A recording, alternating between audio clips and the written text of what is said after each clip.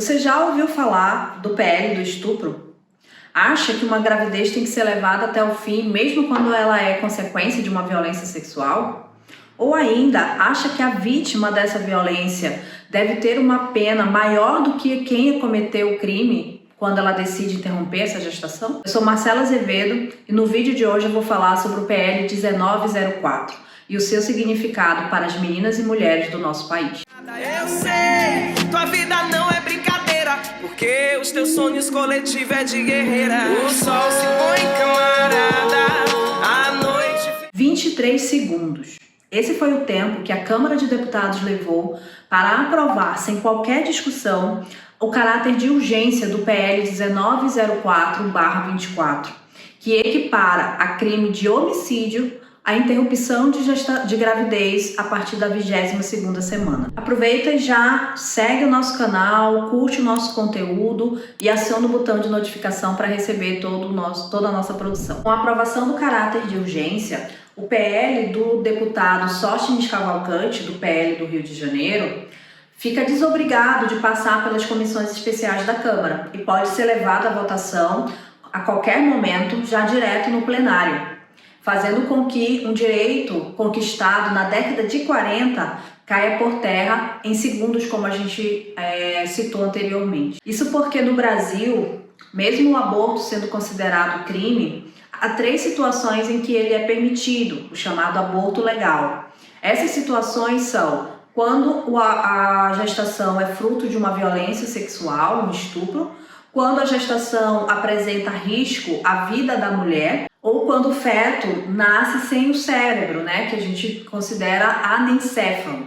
Essas 3 situações compõem o aborto legal no nosso país. Se esse projeto se transforma em lei, mesmo nessas 3 condições, as mulheres que optarem por interromper a gestação após a 22ª semana serão consideradas praticantes do crime de homicídio. Poderão levar até 20 anos de condenação por essa prática, mesmo que a pena máxima para quem comete o crime de estupro seja de no máximo 10 anos no nosso país. Não se trata apenas de um retrocesso na nossa legislação, mas sim também de uma conivência com o crescente índice de violência sexual a qual as mulheres estão acometidas no nosso país. Nos últimos anos foram batidos todos os recordes em casos de estupros, principalmente com meninas de até 13 anos, mulheres com deficiência intelectual ou outras deficiências, ou mesmo pessoas sem condições de consentir a prática sexual. Ao todo, em 2022, foram 75 mil casos notificados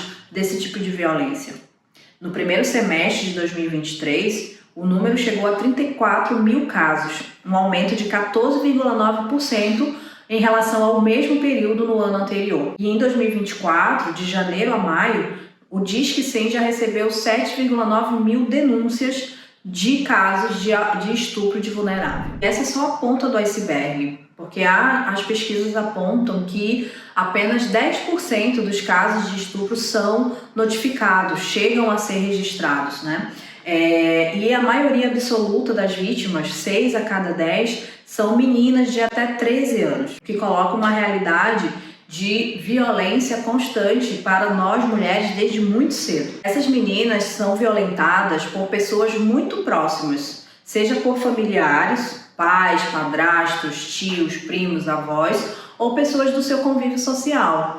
Vizinhos, amigos de família, colegas da escola, pessoas do seu ciclo religioso, padres, pastores, etc. É muito comum também acontecer. Em decorrência disso, uma média de 15 mil meninas entre 10 e 14 anos, vítimas de abuso sexual, dão à luz todos os anos em nosso país. São 44 bebês que nascem por hora nessa condição. Diante desses números que apontam uma verdadeira tragédia social, era de se esperar que o Congresso e os parlamentares estivessem discutindo projetos e políticas que coibissem essa violência contra as nossas meninas, que pudessem garantir a sua proteção e a preservação da sua infância e adolescência. Em vez disso, nós vemos a ultradireita, parlamentares, na sua maioria homens brancos, heterossexuais, no particular, muitas vezes reproduzem essas violências, estão lá arvorando-se em defensores da família e da vida, tentando aprovar um projeto desse, que impõe ainda mais violência e vulnerabilidade para as meninas brasileiras. Esse projeto de lei, que na prática institucionaliza a imposição da maternidade às mulheres vítimas de violência, que vem se dando de uma maneira totalmente atropelada, sem nenhum diálogo com a população, só demonstra o ódio que a burguesia tem das meninas e mulheres da classe trabalhadora. Isso porque as clínicas clandestinas que realizam o procedimento do aborto, cobrando pequenas fortunas, seguem funcionando tranquilamente no país. Você não vê nenhum tipo de projeto que imponha o fechamento dessas clínicas ou qualquer tipo de fiscalização, porque nelas são atendidas as mulheres ricas, as mulheres que têm dinheiro, ou as mulheres que engravidam desses mesmos homens que estão tentando aprovar esse projeto e que de maneira discreta e segura precisam se livrar desse problema. Para as mulheres e meninas da classe trabalhadora, o que é destinado é a criminalização, é a falta de investimento público em políticas que garantam uma condição de vida digna e, sobretudo, a imposição de um controle sobre os seus corpos e da naturalização de violências como a sexual e como tantas outras das quais nós somos vítimas cotidianamente. Apesar de ser um direito, a realização do aborto legal no Brasil é muito difícil. Primeiro porque quando a gente vê o perfil das vítimas de violência sexual, que são as meninas, sobretudo muito jovens, adolescentes, a gente vai perceber que essas meninas começam a ser violentadas desde muito cedo. Muitas delas antes mesmo de ter a primeira menstruação ou mesmo de entender quais são os sinais de uma gravidez. Muitas delas, ao serem vítimas de pessoas próximas, convivem com um sentimento contraditório de admiração e algum tipo de afeto pelo seu abusador, ao mesmo tempo que têm vergonha e medo de fazer a denúncia.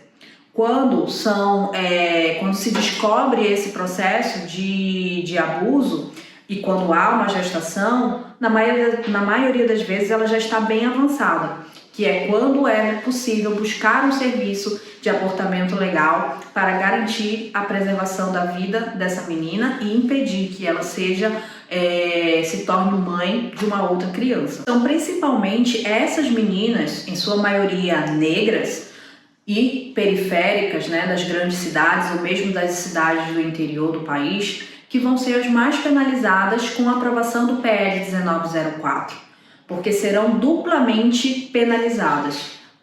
Primeiro, pela violência sofrida e segundo, por não terem o direito de acessar o serviço de abortamento legal, caso a sua gestação tenha passado da 22ª semana. É importante dizer que mesmo antes da aprovação desse projeto, as meninas e mulheres que buscam serviços de aborto legal já vêm sofrendo retaliações e perseguições.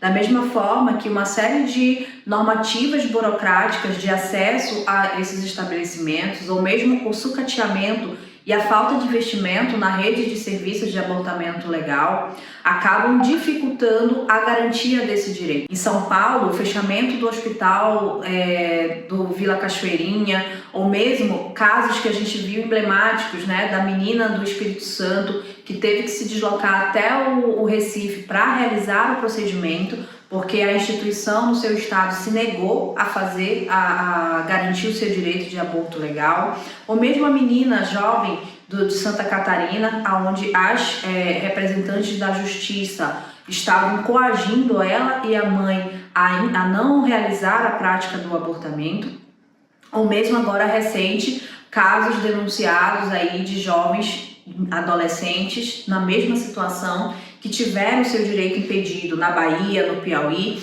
e esses casos se repetem país afora. Ou seja, se mesmo com a legislação vigente garantindo esse direito, essa população majoritariamente mais vulnerável, empobrecida, que muitas vezes não tem nível educacional que possa se contrapor a essas autoridades, são tratadas dessa forma, imagina com a aprovação desse projeto que regulamenta e normatiza toda essa violência. Não só o conteúdo do projeto, como a celeridade com que ele foi tratado na Câmara, causou enorme revolta e mobilização dos movimentos de mulheres.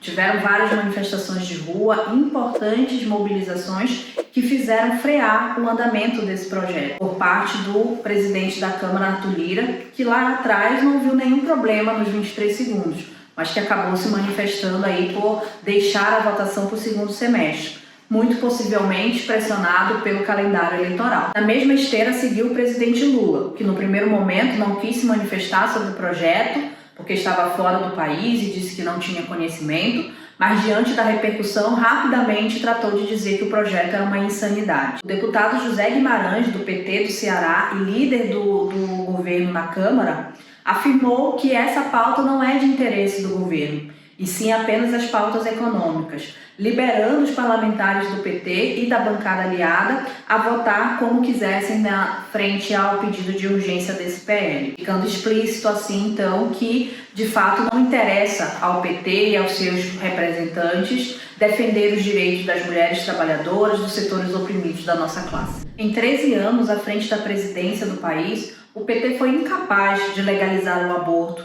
ou ainda foi incapaz sequer de avançar uma discussão sobre o tema, porque sempre se colocou no lugar de negociar os nossos direitos com os setores conservadores e reacionários. Dessa forma, faz coro com a ultradireita, aprofundando a violência e a discriminação sobre as mulheres, aprofundando as práticas machistas no nosso país e impedindo as mulheres de acessarem um direito fundamental, que é o aborto legal. Diante da repercussão e da mobilização dos movimentos sociais, o PT tenta cumprir um papel ainda mais nefasto, que é negociar uma mudança no texto do PL, tentando dar uma reformada naquilo que é insustentável. O PT propõe, então, a proibição de um procedimento, que é, inclusive, o procedimento sugerido pela Organização das Nações Unidas em casos de prática de aborto mais avançada. A pergunta que fica é muito simples. Se o Arthur Lira não tinha o objetivo de atropelar o debate, nem de aprovar o projeto sem a discussão com a sociedade, por que então aceitou colocar em votação o regime de urgência? Por que fez com que a tramitação se desse sem a clarificação do conteúdo que estava sendo votado ali? E por que esse projeto não passa pelo trâmite formal da Câmara, que é as comissões especiais, que é garantir espaços de audiência pública com igual tempo de manifestação para favoráveis e contrários a esse projeto? Porque de fato não permite com que os movimentos sociais, os movimentos de mulheres se organizem para debater esse tema. A nós interessa fazer essa discussão com a sociedade, porque se esse não era o objetivo, foi dessa forma que tramitou todo esse projeto no Congresso Nacional. Isso demonstra que a declaração foi jogo de encenação, só para deixar a poeira baixar. Nós não podemos ter nenhuma confiança no Arthur Lira e muito menos no Congresso, pois da mesma forma que impulsionaram a votação da urgência do PL de maneira atropelada e sem nenhuma discussão, a mesma coisa pode ser feita com a votação do próprio PL, se nós nos retirarmos das ruas e a mobilização enfraquecer. Por isso é fundamental que a gente siga organizado, que a gente utilize o mês de setembro, que marca a luta pela legalização do aborto no país, como um mês de luta para enterrar de vez o PL 1904 e para avançar na discussão com o conjunto dos trabalhadores e trabalhadoras pela necessidade de legalizar o aborto no Brasil, combinando essa medida com a educação sexual, com acesso facilitado aos métodos contraceptivos, para que a gente de fato garanta a vida das mulheres. O governo Lula, por sua vez, se quer mesmo ser consequente na luta das mulheres em defesa da sua vida, deveria imediatamente encerrar qualquer tipo de negociação